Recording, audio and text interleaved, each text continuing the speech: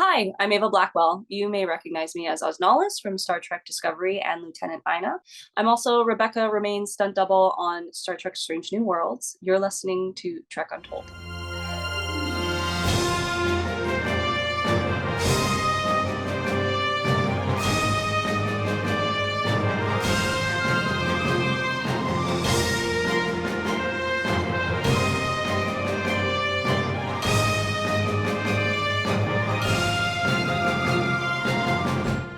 Hello and welcome to Trek Untold, the Star Trek podcast that goes beyond the stars. I'm your host, Matthew Kaplowitz. Way back on episode 20 of this show, I spoke with actress Avaah Blackwell, who you might remember as Osnullus from Star Trek Discovery. At the time, she was telling me about her interest in stunts and how she planned on pursuing a career more so on that side of the industry, still alongside her performing career on screen. Fast forward to 2 years later, and I'm glad to say we are joined once more by Avaah, who is now back to tell us all about what's changed for her since that very first interview we did. These days, you've seen Avaah continue to be a part of the Discovery team, including more time as Osnullus, a Kelpien, and even a Starfleet officer without alien makeup, so yeah, you've actually now seen her face for real. But more recently, you've seen, and also not seen her, on Strange New Worlds, where Avaah has been a stunt double for Rebecca Romijn, as well as performing some other stunts across a series that you're going to hear about today. And there's one in particular that is so wacky that, I cannot wait till we get to that story. But anyway, yeah. So while we spent our very first interview delving into her past roles, we're not going to do much of that here today because, frankly, it's old ground for us. But if you do want to hear tales from Avaah's past and some of her other work, I recommend you check out that very first episode that we did with her if you want that background information and all that other cool stuff. This time around, though, it is all about the stunts, learning how she takes falls and gets into fights on behalf of Rebecca Romijn, and the fun and danger of working in this part of the industry. Avaah has come a long way in 2 years, and I'm thrilled to have her return to this show and update us on her evolving career, and also tell us some of those great Star Trek stories that I guarantee you've never heard before. So pad up and tuck your chin in so you don't hit your head. Let's go ahead now and dive on into the stunt world of Star Trek with Avaah Blackwell. But before we begin this week's episode, I want to remind you to follow Trek Untold on Twitter, Facebook, and Instagram at Trek Untold, all one word. You can get show updates, check out some fun memes, and let me know what you think about what's going on with the current events in the Star Trek universe. You can also support this show directly on Patreon at patreon.com/TrekUntold, where you can support this show for as little as $2 a month. At higher tiers, you can listen to the shows before they come out, know about my guests well in advance, and even have a chance to ask them questions, get transcripts of these episodes to make sure you get all the info, and more benefits coming soon, including watch parties and live streams. But that's all dependent on more fans like you coming over and letting me know you want to be a part of events like that. If you want some Trek Untold merchandise, check out our store for gear and apparel, including shirts, hats, stickers, water bottles, notebooks, and a whole lot more. New designs will be added throughout the year, so it's always worth taking a peek. Trek Untold also has an Amazon shop where you can peruse everything Star Trek, sci-fi, and geeky on Amazon in one convenient location. If you're looking for a gift for the Trekkie in your life, or maybe want to see some of my favorite non-Star Trek things that you can get for yourself, check out the link for my Amazon shop in the show notes on the audio version and in the description below this video on YouTube. If you're listening to us on iTunes or any other audio platforms that allow for ratings and reviews, please leave us a 5-star rating and a positive review to help out this show. If you're watching it on YouTube, don't forget to subscribe to us at youtube.com/nerdnewstoday and give the video a thumbs up and a comment. All of these things help more people find this show and to continue growing and bringing you awesome guests each and every week. Now, without further ado, let's beam in this week's guest. Computer, access interview file. And welcome back to Trek Untold. Now, welcome back to a guest who's been with us before. We are now once again joined for the second time ever on this show by Avaah Blackwell. Avaah, how are you today? Hey, Matthew. I'm great. How are you doing? I'm doing good. Now, I want to let you know, too, and let our fans know, we don't really do a lot of double guests, who have been here again. I want to do more of that kind of thing where, we have guests come back, because I always say I want them to come back. But so far to date, you are number 3. So we've had Chase Masterson and Alicia Naff, and now you. So you are among quite excellent luminaries there in that list. Great. Third time's the charm, I hope.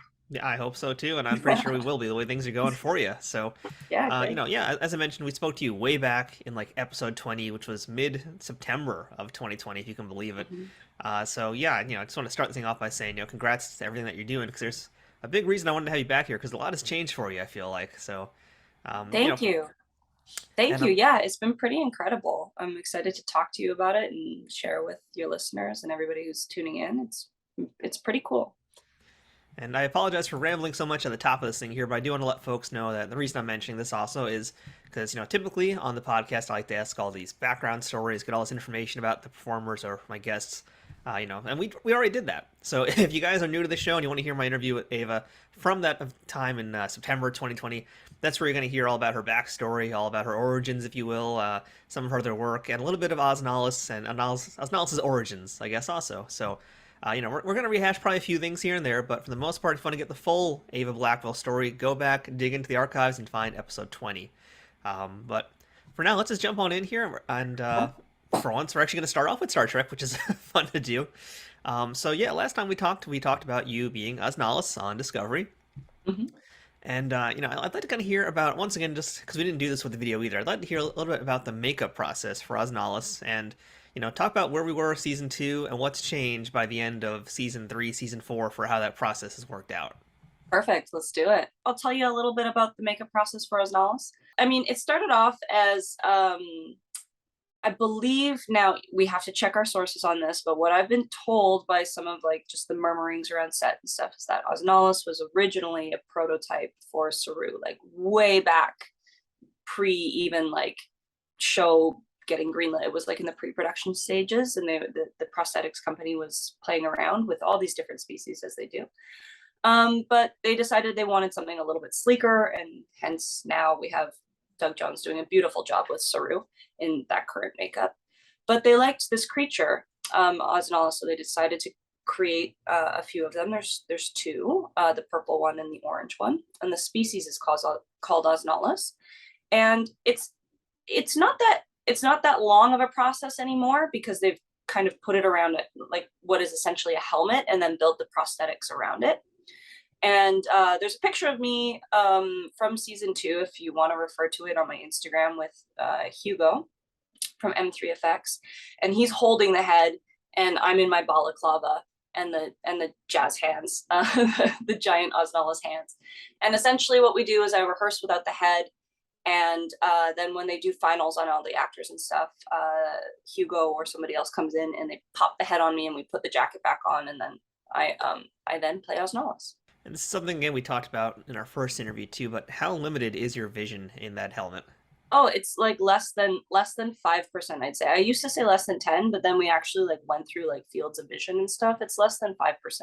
It's essentially the size of 2 pencil hole erasers that I see out of this pencil eraser holes. Yeah, it's not much. So I basically have to move via sound. I can't hear much either. I hear maybe 20% of what's going on, but I can listen when I do the rehearsal. I know the bridge so well now that I do the rehearsal, I map out where all the actors are going to be, and I can figure out my eye lines for the mask, and just do it in one rehearsal and then mimic it. So I feel like this is a secret of Osnullus here, that Osnullus uses echolocation to get around. Yes. That's my headcanon now for this. She's deaf and blind, the actress is. So she uses a feeling, a sentience echolocation, yeah. And you guys have also changed costumes a few times on Discovery. You've been in the blue outfit from the first 2 seasons. Now in the future, you guys have the new future outfits. I guess a little bit of insider information here. Which one's more comfy to wear for you? That's a great question. They're both comfortable for different reasons. I like the season 2, up until mid-season 3 costumes, the original blue ones. They're my personal favorite. Just because it's easier to take the jacket on and off. They zip, so they're not as comfortable when you're standing and moving around, but they were a little bit more utilitarian and sleek. These new ones in the future, I love. It's an evolution. We can't sit down in those costumes, so we always have we're not allowed to sit because it wrinkles them, right? They're beautiful and straight when you're standing, but we have to take them off and put them on a hanger when we're sitting. So it's just a little bit more cumbersome in that respect. Now, you mentioned that there are 2 Kelpiens that we see on screen a lot. Are both of those played by you, or is there someone else in the other suit? Oh, 2 Osnullus. Yeah, Osnulli, I guess. On screen a lot. I have played both. I've played the blue mask the purple indigo mask and the orange mask. But I generally am in the orange one. There was a gentleman, his name is Queso, and he was the purple Osnullus for a long time until unfortunately he died in sick bay. Yeah. Rest in peace, Purple Osnullus. That's Rest in peace, Rip. sounds like it could be a Prince song. Rest So in yeah, purple. that's perfect. Yes. Now, you also did a Kelpien in the season 4 premiere, so I'm curious, compared to Osnullus, how was that makeup process for you? It sounds like it would probably be a lot worse. Well, I have like I've always had so much respect for Doug, but especially after playing a Kelpien for one day, I like it just skyrocketed. I was like, Doug, I'm used to uncomfortable prosthetics, but he is the king of creatures, and that makeup and that wardrobe is very challenging. It's endurance based, and you have everything. You have things glued to your face. You have contact lenses in. You have your gloves on, and then you have these crazy shoes that you got to balance in that have no heel. They're beautiful. It's a beautiful line, but it's a challenge. It's an endurance thing, and the hardest part, our scene was basically standing still. And that's the hardest thing to do in those shoes is stand still, because when you're in motion, you can balance in those shoes pretty well. But standing still, it's like it's all your stabilization muscles working. Yeah, because those shoes are essentially like stilts, right? Yeah. Yeah, pretty much. They're like poof stilts. I mean, it's like one thing to be like in really high heels that can be a little difficult to walk in, but this is like literally stilts. So, I mean, have you done anything like that before, or was that your first time ever just doing that sort of thing? No, I've done stuff like that before. I mean, with my stunt background, I play around with stuff and I've been on stilts. And I mean, it's even a little different than stilts because you're truly only on the ball of your foot. I mean, you are like that when you're in stilts usually, but the way it kind of cantilevers up, it does support the arch of your foot all the way back to the heel. So the way the weight balances, but you're truly putting all of the pressure onto the ball of your foot. And how the heck do you survive that? Because that just sounds painful even talking about it. You just find a nice place to sit between takes. You just that's it. I gotta say too, one of the cool things in Discovery that I saw recently was the fact that I saw you in it. Because, and I'm saying you as in no helmet, no Kelpien mask, no Osnullus helmet or anything like that. You actually got to be someone on screen. You were Lieutenant Ina for a few episodes here. Mm-hmm. So I guess the first question about that is, did anyone even recognize you? Because, I imagine most of the time you're walking around the set with that helmet on. You know what? The nice thing about Osnullus is that I get to take that off when we step off. So in that respect, I've gotten to know the crew and the rest of the cast really well, because there's like a bit of a barrier when you're in prosthetics, and in that helmet there would be.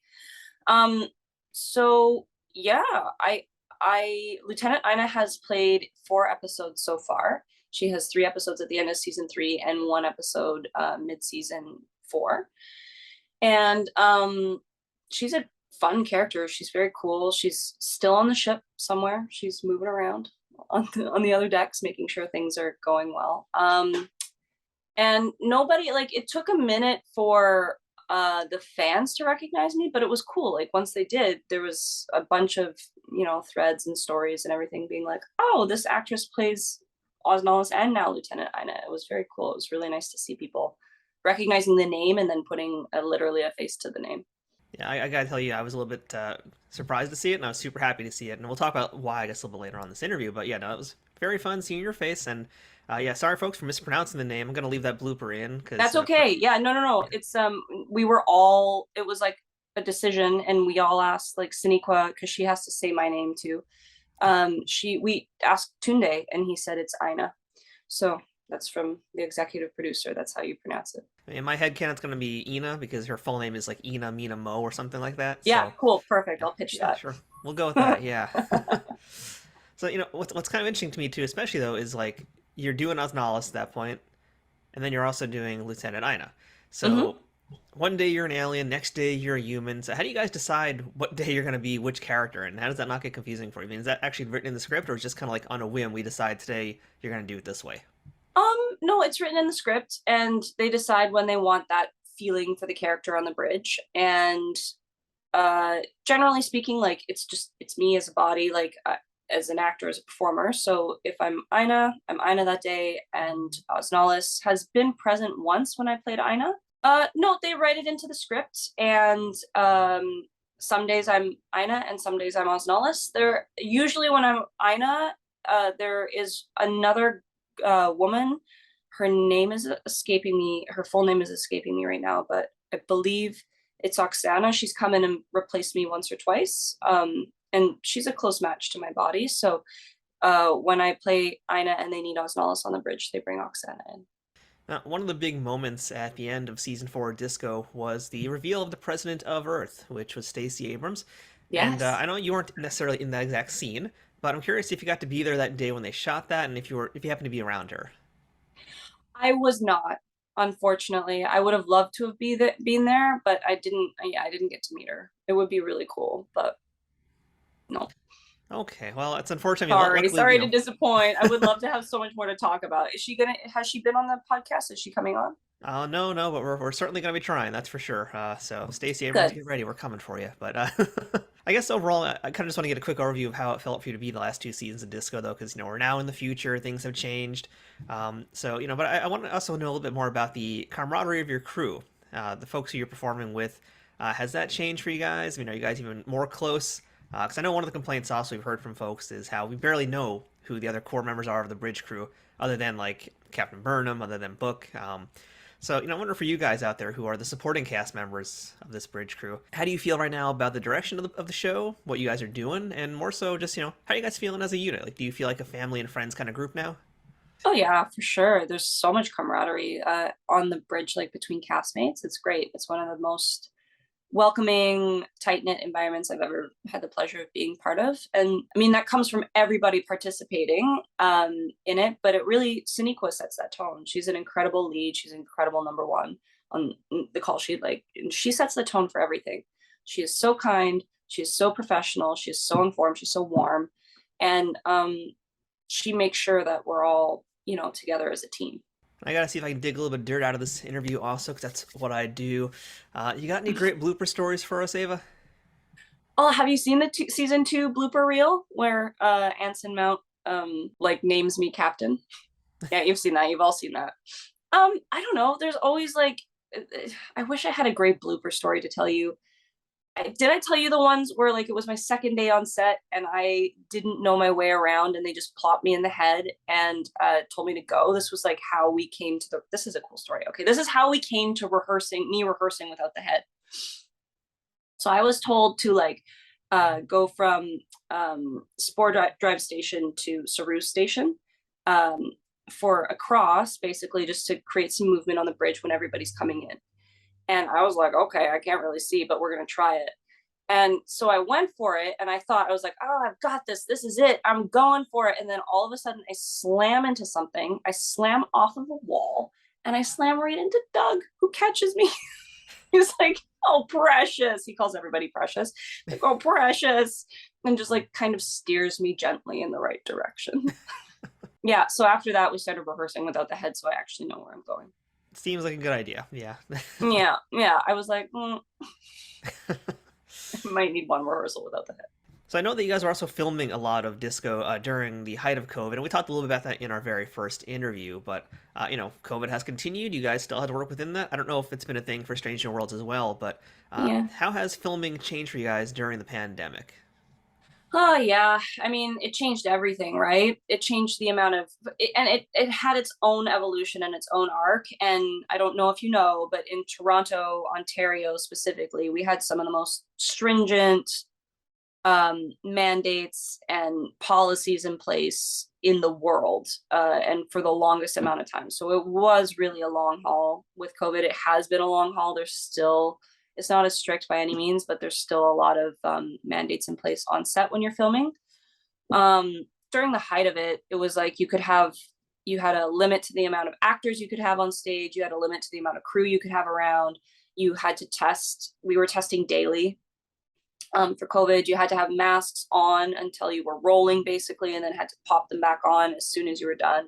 The crew had to take them on. It had to keep them on all day, every day, all the time. There was at the height of mandates and measures, crew had to wear face mask, eye protection, and then sometimes extra shielding if they were to be near cast at all. And that was crazy. And yeah, then the vaccination policies came into place in many many productions had like a double vax policy in place, and now sometimes there's the booster in place. They want to see triple vaxxed. Now it's kind of like petering off. We're still taking it very seriously, obviously. We'll see what happens in the fall. But yeah, it's taken a lot of the personal, I don't want to say joy, but like with all of the mandates and stuff in place, I'm very grateful we were able to continue filming the way we were. We were an essential service, and I'm lucky that we had work and we got paid and we could show up and create art and create something that so many people love and keep going and do it and bring that to the audience and to the fans. But yeah, it was definitely a long haul, and you can definitely feel the fatigue in a lot of the cast and crew around here right now. Yeah, I can definitely understand. It's probably just a lot of frustration too, just not even the fatigue, just the frustration of not being able to do things the way you're used to doing them for so long. Yeah, it added a lot of extra time, and like it slowed things down. And yeah, exactly. It's that frustration of constantly having to recalibrate and constantly having to adapt to new rules. Because it wasn't like the rules were in place and then those were the rules. They just kept changing. And it's not production's fault either. They have to adjust to what the government puts in place and to the evolution of the virus and what's happening. But yeah, it's definitely been a long haul. Trek Untold will return momentarily. Trek Untold is sponsored by Triple Fiction Productions. Celebrating 15 years in business in 2023, TFP creates 3D printed Star Trek and sci-fi inspired items that fit into any collection. Whether you're a cosplayer who wants a Starfleet phaser, a Bajoran tricorder, or a Klingon dagger, or a toy collector looking for that special accessory or diorama to make your figures truly stand out, Triple Fiction Productions has exactly what you need. And for you figure fanatics, that includes products that are the perfect size for Galoob, Mego, Playmates, and everything in between. All products are 3D printed in the US, with new designs constantly being updated on their website. Repeat customers can sign up for TFP's loyalty program for free, which is a great way to save money as you build your collection. Repeat customers can sign up for TFP's loyalty program for free, which is a great way to save money as you build your collection. Repeat customers can sign up for TFP's loyalty program for free, where the more you order, the more discounts you receive. TFP also has a pay what you want section, where clearance or misprinted items are available at a discounted price. Best of all, every product can be shipped worldwide. As a special bonus for listeners of this show, Trek Untold has a special discount code just for you. Enter Untold10 at checkout for 10% off of all orders with no minimum purchase required. That's 10% off using Untold10. To see all of their products, head to triple-fictionproductions.net. Or to stay up to date on their newest products, find them on Twitter, Facebook, and Instagram. Triple Fiction Productions, where something is only impossible until it happens. Hey, I'm Licia Nav, aka Ensign Sonia Gomez from Star Trek TNG, and now Captain Sonia Gomez on lower decks with her own ship, the Archimedes. Yay! I finally got a promotion after 25 years. So anyway, I'm here to talk about drivebydogooders.org. It's a little charity I run where we go to the outskirts of Skid Row, and from our car windows, we hand out basic human essentials like water, wipes, Coldstream cheese, socks, tarps, masks, t-shirts, things to keep people warm. So we just think that everyone deserves clean water, some protein, and a way to clean themselves, especially during Corona. We also hand out masks to those who really, really need it, who live in tents on the street, mainly the disabled and elderly who have a really hard time getting to services. And we do all of this with no agenda, just pure giving, no overhead. If you'd like to go to the website and donate, it's 100% tax deductible. And if you click on the donate button, you can go right to the $35 option and pick a signed autographed picture of either the Star Trek The Next Generation or Lower Decks, or Total Recall, where I played the three-breasted mutant hooker on Mars, and that's the X-rated version.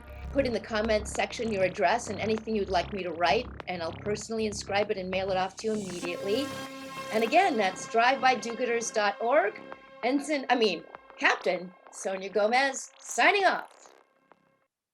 Well, Ava, let's talk a little bit more about what I feel like has become your focus, and you can correct me if I'm wrong here, but I feel like these days, especially, like you're kind of moving a lot more heavily into the stunts world, and that's something we talked about, like in our last interview, is how that's something you wanted to do a lot more of. And I think now it's safe to say you are very much doing that more, especially in the world of Star Trek. So We'll go through my personal journey of seeing Ava in the Star Trek Strange New Worlds show, but we'll come back to that point. I was really, really happy to see you doing that because I was like, oh my God, she's doing it. So I would love to know a little bit about how you got cast, essentially, to double for Rebecca Romijn in Strange New Worlds. Yeah, isn't that cool? It Like, is isn't very that cool. I'm so happy for you. insane? Thank you very much. Thank you. Well, the stunt coordinator, Neil Davison, I had met a few times when he was helping out doing some stunt stuff on Discovery. We had introduced ourselves, and I said, you know, as I was saying to you, I'd love to do more stunt work. I'm training, and I have my martial arts background, and here's the stuff I do at the time. So he was like, oh, cool, you know. And at the time, he didn't even have the show Strange New Worlds. It wasn't even like, it didn't exist yet. It was very early season 2 of Discovery. And then, you know, I was growing a little bit in the stunt community pre Strange New Worlds. And when the opportunity came up, he asked me to send in my photos and my stuff, and he pitched me to the producers, and they already knew my name from Discovery, and they're like, okay, if she's not super busy on Discovery, we'll slot her in when we can on Strange New Worlds. And scheduling just happened to work out, and there we go. That's how it happened. Yeah, and I imagine the audition process is a lot different because, you know, it's not like you're going in for an acting gig and you're gonna like read a few pages, whatever. It's, you know, it's more just like you're sending in your information, and luckily you're not doing any falls on the spot to like show, hey, here's what I can do. I mean, sometimes we do hold auditions for stunts, but because I had an existing relationship with everybody and they knew my capabilities and they knew what I was, yeah, it's like that, like, and it gets to that level too when you're acting. Sometimes you get direct offers because they know your work and they know you'd be good for this, and it's always flattering when they write roles for you. But yeah, with stunts, it's more like, do your measurements, especially when you're doubling, like my measurements just happen to be quite close to Rebecca's, and that helped, obviously. Like I was the best silhouette to match her, because that's essentially what you are, and I was well known to the community, so they let me have the job, which is very nice of them. I mean, it's basically like stunt people are essentially the faceless men of Bravos if you were going to make a Game of Thrones reference, which I don't think anyone will, but I will because I'm No, but that's a good reference. Yeah, it's for sure. Yeah, but the funny thing is they did actually, like, they have used basically my face as Rebecca, which is crazy. There's that's how good of a match we are. When I pick up Hemmer, whose stunt double is Sebastian Buitrago, I pick him up and I turn. They use basically like a 3/4 profile of me until they cut to Rebecca. And then in Ghosts of Illyria, when I throw La'an's double, Christine Trin was at the time, and now it's Leiko. She does a lot of the doubling for Chrissy Chung, who is lovely. Both of those girls, all three of them, Christine, Chrissy, and Leiko. When I throw Christine and turn around, that's my full face diving on top of Christine. Like, it's insane that they use that shot. It's a wide shot. It's kind of dark, whatever, but it's a close enough match that they got away with it. It's pretty incredible. I'm so glad you mentioned that fight scene too, because to me, like, that was such a throwback to the original '60s Star Trek, where like Right. they would do the super wide shots, and I feel like they probably left it in because it's also like the '60s Star Trek, where you could tell like that certainly wasn't William Shatner in a fight scene. It was some other completely different looking dude doing it. Yeah, for sure. I know. Isn't that funny? I love that you wove that in there, because the coordinator did actually bring that up when I was talking to him. I was like, you're right. That's correct. That is how that goes. Hopefully I'm a little bit of a better match to Rebecca than that guy to William, but Oh, definitely. I mean, you tell me this right now. Like, I didn't actually know what stunts were your stunts, and I'm going to ask you about that. But like, yeah. the fact that you're telling me you were the one that like carried Hammer, I'm like, I didn't notice that at all. So you blended in perfectly. That was like a seamless look for you, I guess. So wow. Thank you. Yeah, thank you. Thank you. Yeah, it's pretty incredible when you match an actress that seamlessly, which is really nice. And you know, since you already mentioned that fight scene, I would love to hear a little bit more about the choreography, especially for that scene. So just like, I'd like to hear about how you guys put that fight together and just what the shoot was like. Because Yeah. for me, like, it felt very much '60s. It felt like a real retro fight, even the moves you guys were doing. So I'd love to hear a little bit about, I guess, the tone of what you guys are doing, what the fight choreography is like. Yeah, for sure. Well, as I mentioned, Neil Davison is the stunt coordinator, and then Eric Daniel is the fight coordinator, and they're both excellent. They both come from like a performer background, and then their careers are incredible how they've evolved. And Neil is an excellent gymnast. He was like a national level gymnast, And Eric is incredible. He was on a bunch of different performance teams with Taekwondo and a bunch of other fight stuff. You never see him without like a weapon in his hand, even when he's doing like just walking around set on his phone. He'll have like a stunt knife in his hand that he's twirling around and always trying to get better. He's incredible. They're both incredible. I have so much respect for them. And so we had 2 rehearsals. We weren't even sure of the date of this fight, but we had 2 rehearsals, one to build the fight and shoot the previs, and then another to like reassess after the team had all seen it and they had notes. And then we shot on the day at the AR wall, which Trek has, which is pretty cool. And yeah, the feeling was very much, it's an interesting fight because this is true like storytelling through physical dialogue. La'an and Una, they're friends. They don't want to, Una doesn't want to hurt La'an, but La'an is taken over by the light. She wants to have the light, and she's endangering the entire ship and therefore the rest of the Federation and everything. So we had to build that into the choreo where it's like Una has to make the choice. She doesn't want to hurt her friend, but she needs to defend. It's like professionalism versus friendship, right? Professional duty and obligation versus friendship, and also self-protection. And we see La'an's power we see Una's power come out in her too as she fights, and at the end when she absorbs the light and it goes, big. So it had to be that big buildup. Plus we wanted to have the choreography feel like Star Trek, but also have a little bit of a modern twist. And I hope you're keeping a tally list somewhere, like how many double axe handle strikes you're going to do by the time Strange New Worlds is over. I hope many, many, many more. Double axe handles and monkey flips. That's the arsenal of Starfleet in that time period. Yep, exactly.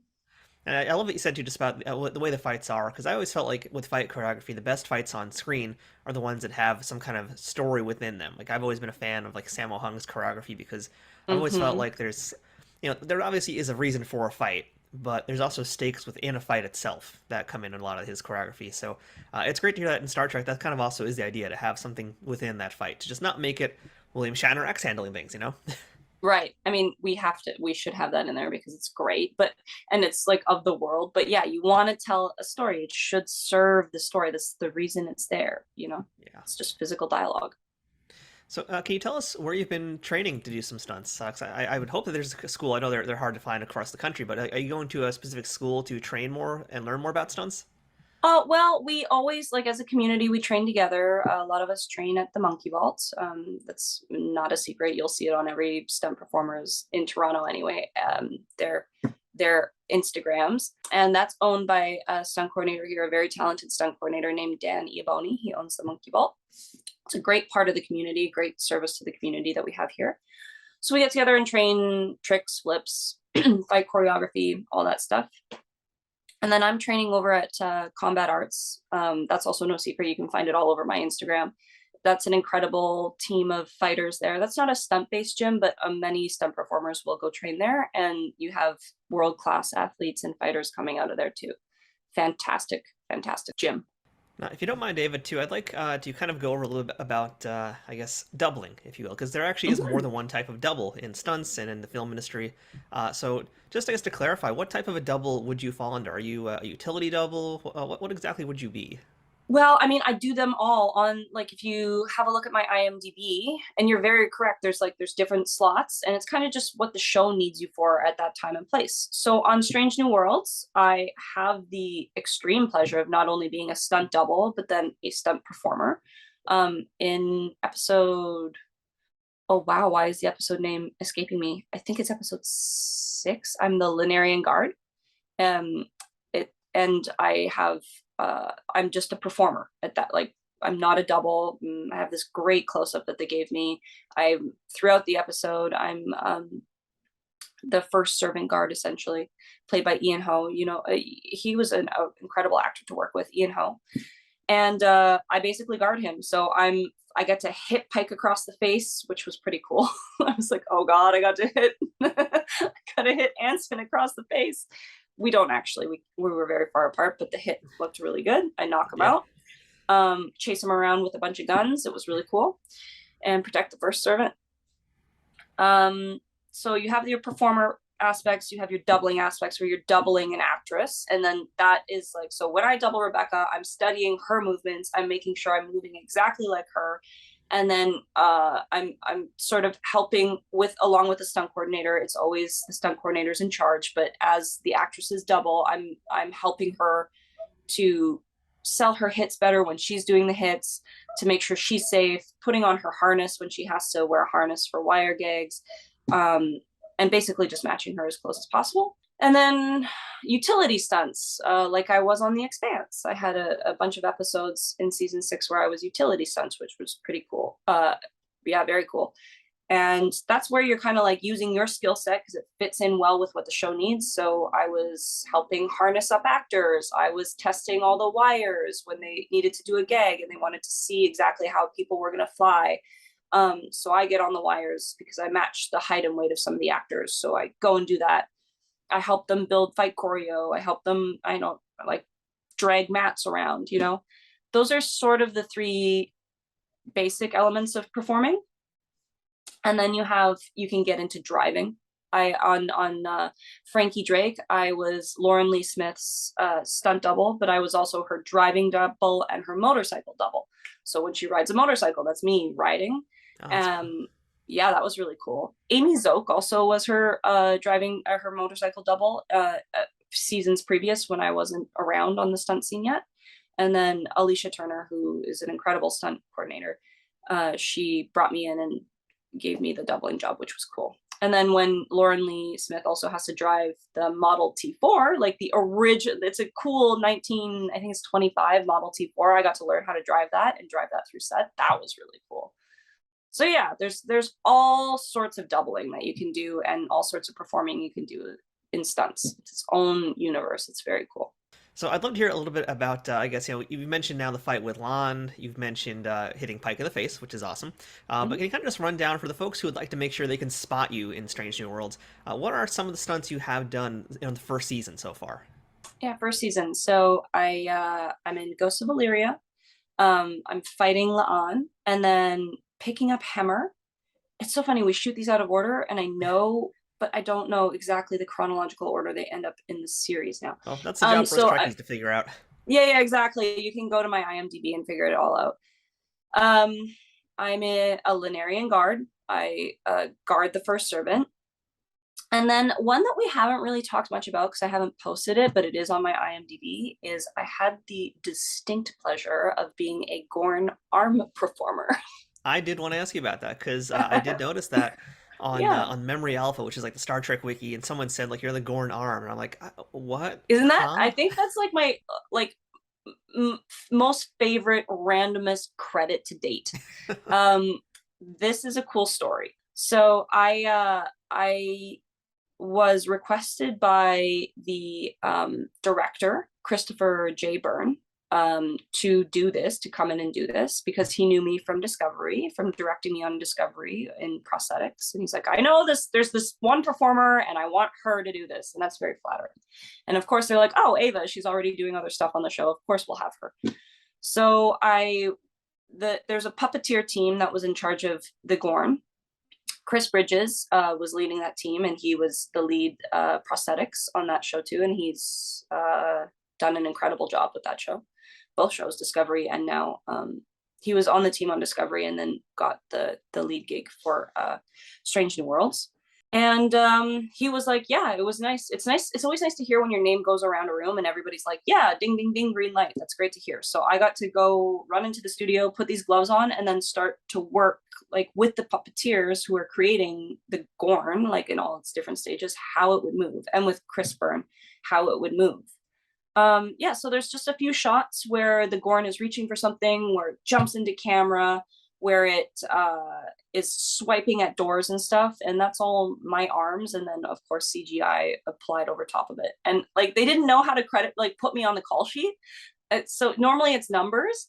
And then for this one, they put Gap. I think that was Jennifer Haufler. I think it was Jennifer Haufler, the one of the associate producers. She's lovely. She's like, let's just call her a Gap. She's a Gorn Arm Performer. So I didn't get a number. I got a letter.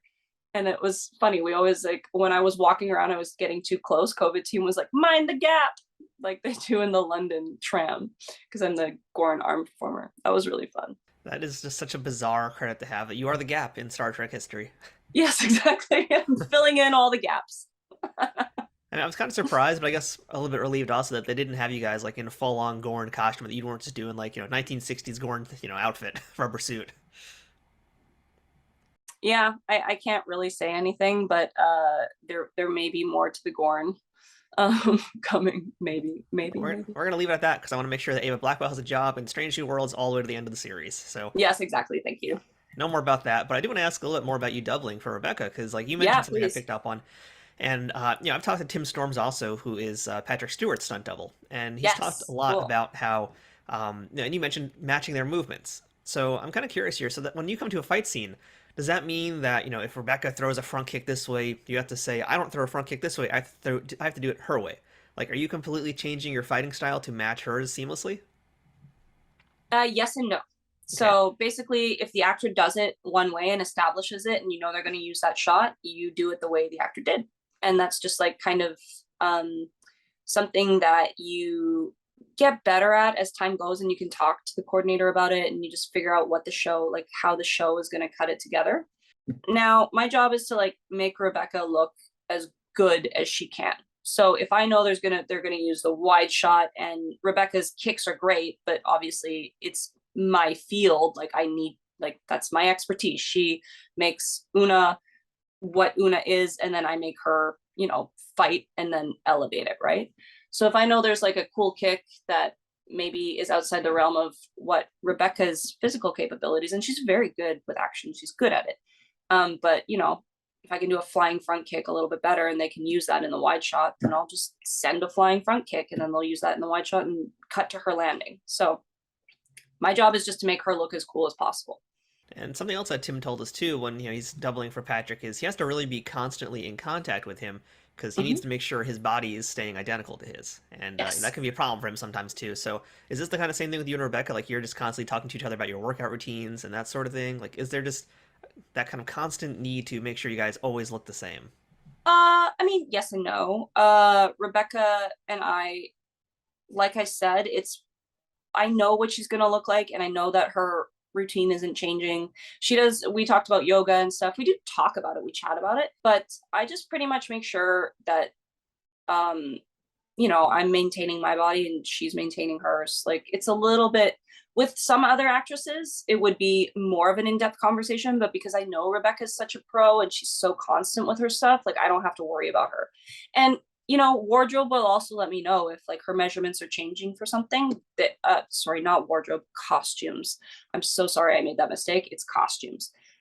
They've been fighting for that here in the union, and I just want to recognize that. Costumes, Bernadette is the head of costume. She's the designer on the show, and she's great. I love her. She's lovely. And she's a pro too, so she'll just let me know if measurements have changed or whatever, and then I just adapt.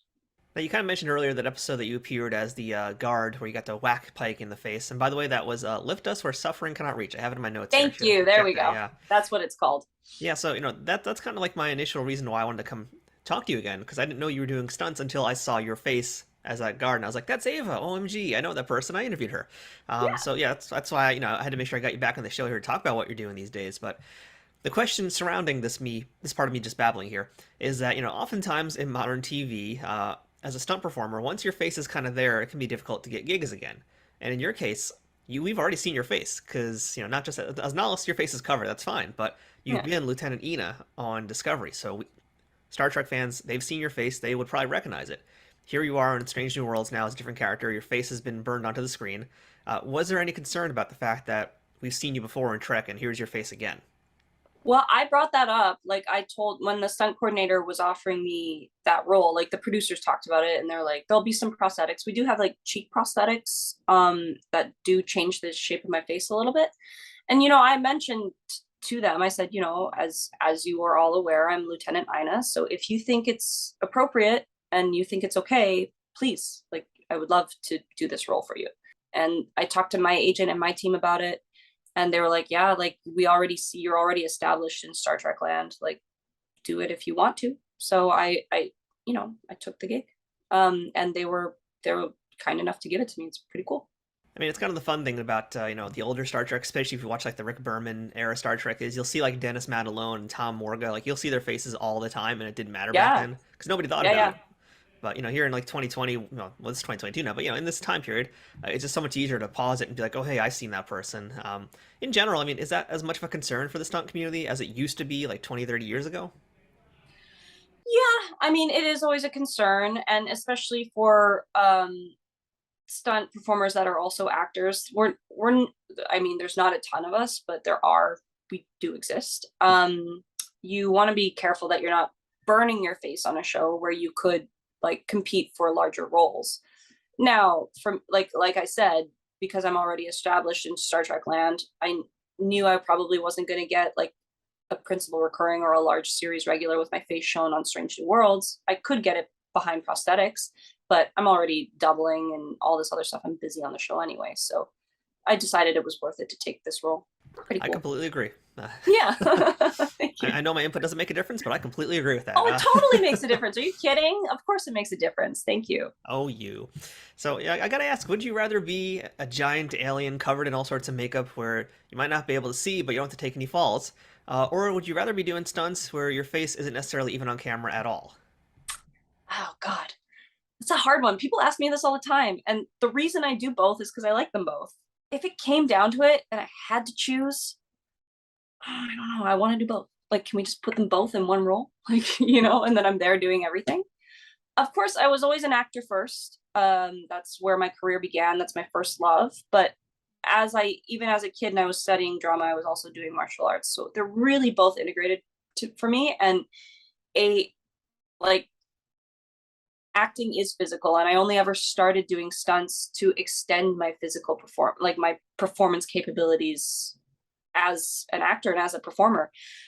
I know it gets differentiated all the time, like you're doing stunts and you're doing acting, but to me, I'm a performer. That's what I do, and I like to be part of the performance team. So it's all integrated for me. I can't really choose. I think that's a fair enough answer, though. I mean, why choose if Yeah. you can do both? Yeah, exactly. I mean, we had a chat again some time ago with another guest named Patricia Tallman, who's a very well-known stunt performer, and I asked her a similar question too, and I mean, I don't quite remember her answer, but there was some similarities to what you guys have said here, and it's really, if you can do both, why the heck not? Yeah, exactly. It's just more so being able to survive the fact that you're doing all these big bumps and and kind of the Yeah, trauma that comes with I know it. all of the best chiropractors, the best masseuses. Yeah, is that the word? Masseuses, masseusi, Masusu, I don't know. I have no idea. Masseuses. I know many massage therapists that are great. If you ever need them in Toronto, let me know. Hit me up. Now I know. Now I've got a reason to go to Toronto, get myself beat up, and go see a chiropractor or all the best massageologist, maybe? I don't know. Yeah, exactly. So just speaking about Star Trek specifically, what's been the most challenging stunt you've had to do on set so far, on either Disco or on Strange New Worlds? Oh, well, I'm gonna say like that fight, like there have been some really challenging ones. It was hard to get the movement of the Gorn right. Like that was a very technical performance. That wasn't the hardest stunt. I would say, Ghosts of Illyria, that fight that we had to do, we had to do several long takes on the crane, like just oneers of that fight back to back to back to back. And that was challenging. Like we did that fight top to tail probably 12 or 13 times that day. Like just back to back, because like in the oneer, not including all the other bits that we did together, just from technical aspects of the camera needing to be right, of them wanting a different take on it and all that other stuff. So that was very challenging, just to not gas out and to make sure that you are performing to like every time giving it the best, because you didn't know which one was going to be used. Yeah, I think one shots in fight choreography are just one of the most difficult, arduous things out there, because you got to constantly worry about where the camera is, worry about where you are. Like I said, keep your energy up too. But I will say, if you can get the oneer shots right, I mean, it looks amazing. It looks so much more real and immersive. Right. And for your own thoughts on this, I mean, do you prefer fight scenes to have lots of cuts, which in this case would also give the actors time to rest between the various motions, or do you prefer to have actually just one take, we're just gonna fight? Oh my God. Well, I love watching oneers, like it, and just anything, like whether it's an action-based film like Scorsese does sometimes, like it's the beginning of oh my God, is it Oh, Goodfellas? Goodfellas. That begins Yep. with that amazing oneer. And then, you got the very famous oneers from the Kingsman that have like crafty cuts put in, but it still feels like a oneer through the entire thing. And then you've got the oneer from Old Boy, in the hallway, and Villainess, which has some crafty cuts put in, but is for the most part just a oneer, and the Raid, all of like, so I'm already giving you the answer as an audience member. I'm so captivated by one shots. And for me, as a performer, it's like the ultimate in technical capability, like, and teamwork, and everybody working together to make sure that works well. It's the magic of cinema, right? Like, just getting a oneer on anything is so exciting. Way back when we first did our interview in September of 2020, you were working on an MMA film, which was called EFC, and I think you'd also just started to learn Brazilian Jiu-Jitsu around that same time. So I'd like to hear, first off, any progress about EFC, and also, how's your BJJ going? Cool. Yeah, I will address both. So EFC is it's finished. It's done. It's in the can. They've got it ready to go. It's packaged. There's some stuff going on with the distribution. I think the distributors are changing hands and all that other stuff. So it'll be a minute until that comes out, but it's in progress, slow and steady. And yeah, I had started BJJ, and then had to stop because of COVID. Everything shut down, and obviously when I was working so much, I didn't want to risk contracting COVID. So I basically stopped anything that was super close contact, and BJJ is like the closest contact you can possibly get. But now I am studying with David Beckles at Combat Arts with Dynamite Jits, and it's been going great. I got my first stripe Oh, nice. the other day. Yeah, so pretty cool. I really love it. It's one of my favorite arts. I mean, has it been kind of hard for you to transition from the world of striking into the world of grappling? No, I mean, it's very technical. I'm still working on my striking arts. I'm doing taekwondo, karate, boxing. I'm studying boxing with Socrates Celestial, who's the Team Canada coach at Combat Arts as well.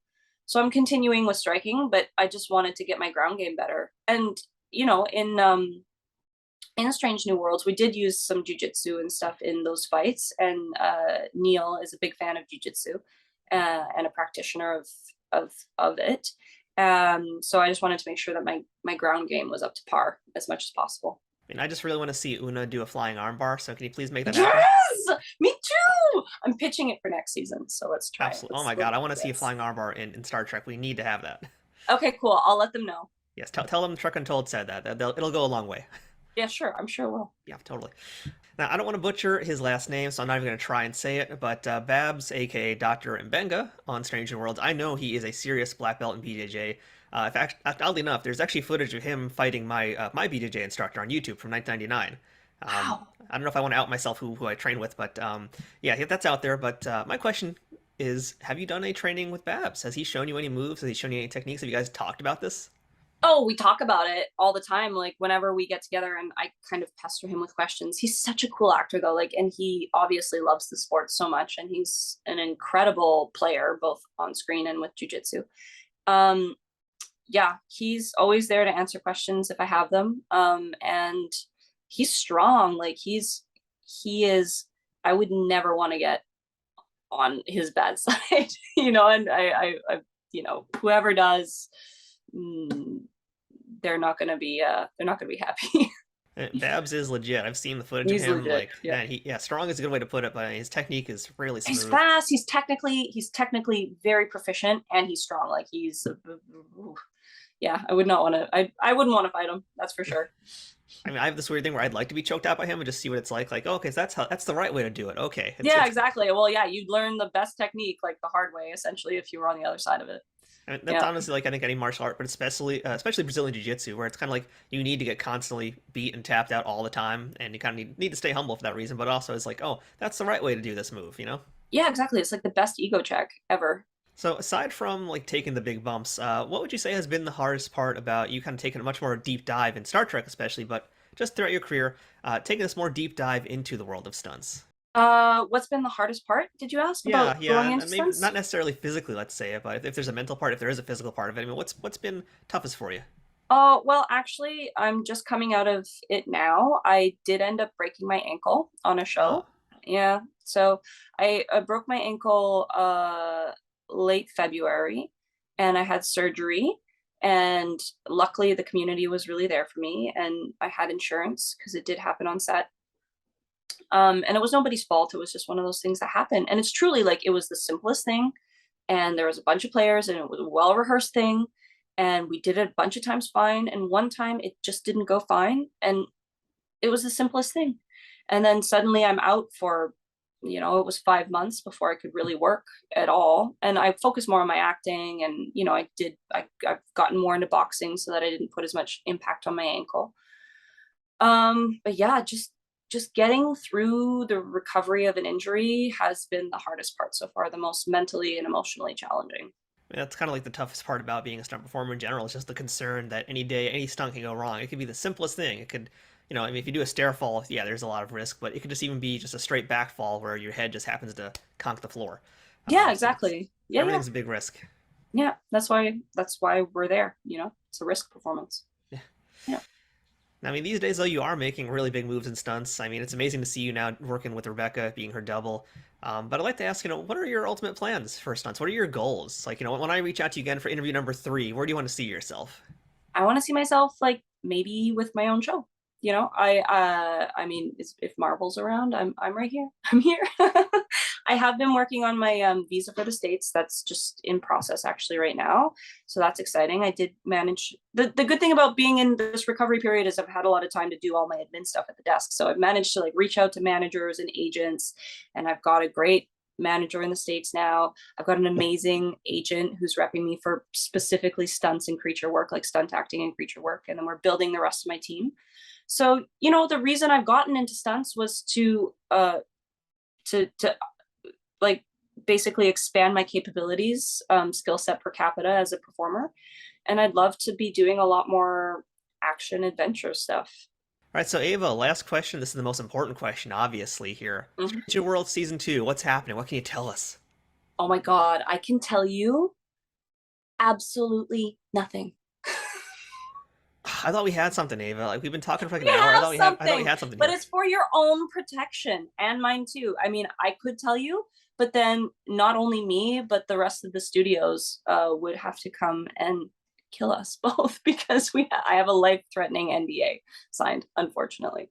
That's a price I'm willing to pay, so I'm okay with that. But fair. Okay, I'm not willing to pay that price, so we're just gonna have to wait and see. All right. Well, everybody out there, I tried. You can't say I didn't try. So there you go. He did try. Yeah. He did try. Points for trying. Thank you so much for chatting with us today. For a second time around, I'm so happy we got to do this. I'm happy I got to see your face as well. And just congrats on your continued growth and success in the stunt industry. I'm genuinely excited. As soon as I saw your face as the guard, I was like, I got to talk to her again. I got to see how things are going because, I like talking to stunt performers, and I really enjoy seeing them grow like this. So this is legitimately very cool. I hope you continue moving up in this world, doing big moves. Hope we get you in a Marvel thing at some point. So, thank you. And best of all, though, you're doing all this in the world of Star Trek. So that's also very, very cool. So, Ava, thank you so much for chatting today. Thank you so much for having me back, Matthew. It's so great to see you again. It's so great to talk to you. And, I'm here. Reach out anytime. Hopefully next time we talk, I have my own show.